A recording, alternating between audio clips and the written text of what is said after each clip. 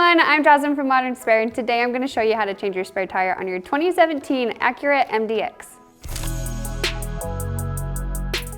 Before we get into it, please remember that your safety is our #1 priority. Throughout this entire process, please take all precautions necessary to ensure your safety when installing your spare tire. If you purchase our optional safety kit, the next 20 seconds of the video will explain what's included and how to use it. One optional accessory we have are these collapsible wheel chocks. You're going to open them up, slide them under, and these can go under either unaffected tire. Another optional accessory we have is our safety kit, which includes a high visibility vest, safety triangles, and a pair of gloves.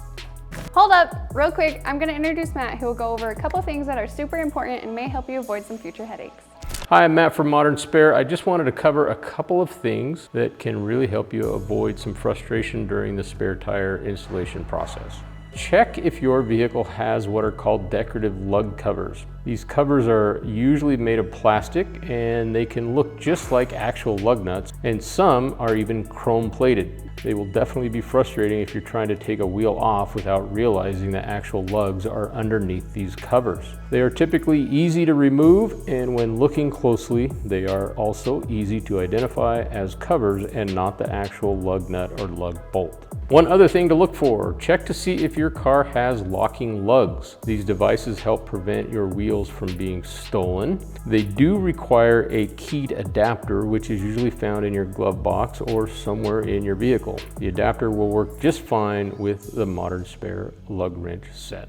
Now that we are ready to proceed, before we lift the vehicle with the jack, we only need to loosen the lugs, but remember, only loosen them, do not remove them. Now that we have loosened the lugs and before lifting the vehicle, it is very important that you locate the proper lifting point of your vehicle. All modern vehicles have a very specific lift point. Please refer to your vehicle's owner's manual and look under the vehicle to locate these points. Here's a pro tip. A really cool feature about our kit is that our carrying case can be used as a knee pad when lifting the car. Please note the yellow ratcheting jack handle has a small switch, as seen here, that changes the ratchet direction for lifting and lowering the jack. Place the jack under the vehicle and raise it by hand until it makes contact with the vehicle lift point. Then make sure it's properly aligned with the lifting point. Begin raising the vehicle with the ratcheting jack handle, then pause and inspect the jack to ensure proper placement.